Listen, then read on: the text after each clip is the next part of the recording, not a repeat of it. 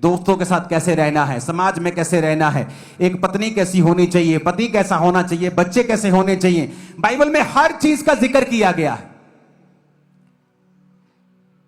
आज कितने घर हैं सेलिब्रिटीज से लेके आम लोगों से लेके जो टूटे हुए हैं। क्यों?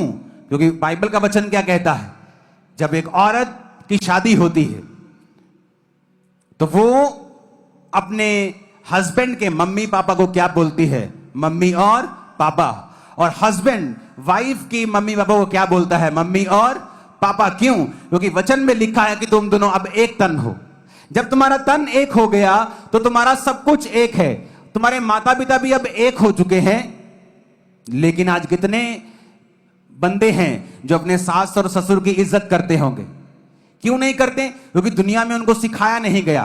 कभी अपने सास ससुर की सपोर्ट नहीं करेंगे, कभी उनको पैसे से ब्लेस नहीं करेंगे, कभी चीजों से ब्लेस नहीं करेंगे, क्योंकि उन्हें लगता है कि ये सही नहीं। जबकि बाइबल क्या कहती है कि वो तुम्हारे क्या हैं, माता और पिता। तुम्हारी सास तुम्हारे ससुर नहीं है, वो एक्चुअल में तुम्हारे माता और पिता हैं। इब्रानी भाषा में सास और ससुर नाम का शब्द नहीं, माता पिता को माता पिता ही बोला गया है। अपने स्पाउस, अपने हस्बैंड वाइफ की माता पिता को भी तुम्हारा माता और पिता ही बोला गया है। अब होता क्या है, जब आप चर्च में आते हैं आपको ये विजडम पता चलती है कि ये आत्मिक बुद्धि की बात है, और आप वही करना शुरू कर देते हैं और आप अपनी लाइफ में बरकत को देखते हैं। और जो लोग परमेश्वर के वचन से जुड़े हुए नहीं हैं, मुझे हैरानी होती है, मैंने तो कई लड़कियों को अपनी सास को आंटी बोलते हुए देखा है। आंटी, मैंने कहा ये क्या बोल रही है अभी, आंटी, सास को आंटी। मैंने कहा मैं क्या सुन रहा हूं, कहते बोलते हैं। मैं बड़ा हैरान हुआ, मेरी वाइफ ने कहा आंटी बोलते हैं ये कई लोग। मैंने कहा आंटी, सास को आंटी क्यों? उन लोगों का कसूर नहीं, उन्हें वचन की नॉलेज नहीं। जब वचन की नॉलेज होती है, आत्मिक बुद्धि आपके अंदर प्रवेश करना शुरू करती है। कुछ बरकतें आपके माता पिता के हाथ में है जो आपकी लाइफ में आएंगी।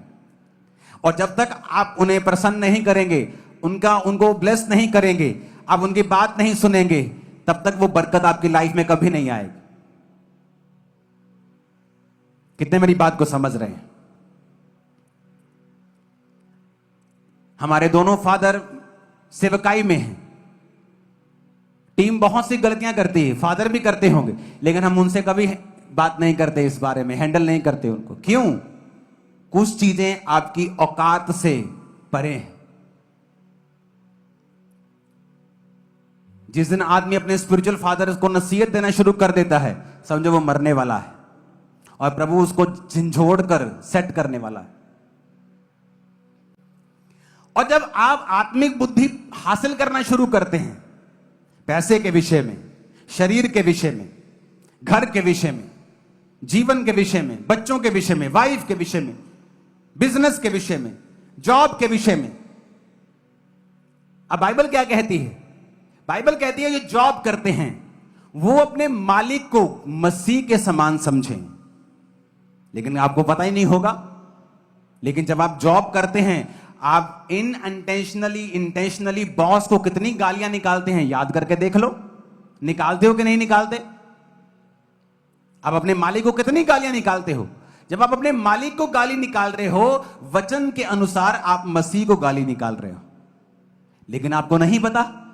क्यों? जब पांडा बुद्धि होगी अंदर, तो आपको पता ही है फिर पांडा क्या करता है। 170 ग्राम का बच्चा जनता है, बड़े बड़े साल बाद एक एक बच्चा जनता है, धीरे धीरे बच्चा जनता है। बड़ा मुश्किल है उसका बच्चे जनना, बुद्धि में रहना।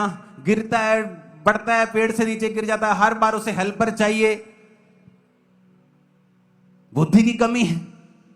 वचन क्या कहता है? कहता है जिस तरह तुम मसीह के अधीन हो, अपने बॉस के अधीन रहो। लेकिन हमें नहीं मालूम, हम कई बार अपने बॉस को गाली निकालते हैं। मैं जब काम करता था होलसेल का, तो बहुत से जो दुकानें होती थी होलसेल की जलंधर में, तो वहां पे बहुत से लड़के काम करते थे जो बैठते थे। तो बड़े लड़के अपने मालिक की बड़ी बदनामी और बड़ा उनको बुरा भला, काम भी वही करना है, छोड़ते भी नहीं थे, लेकिन बुरा भला भी अपने मालिकों को बोलते थे। अब उन्हें वचन नहीं पता। आपको वचन पता है क्या? अगर आपको भी यह वचन नहीं पता, आप गलती से ही अपने मालिक को, मसीह को गालियां निकाल रहे हो।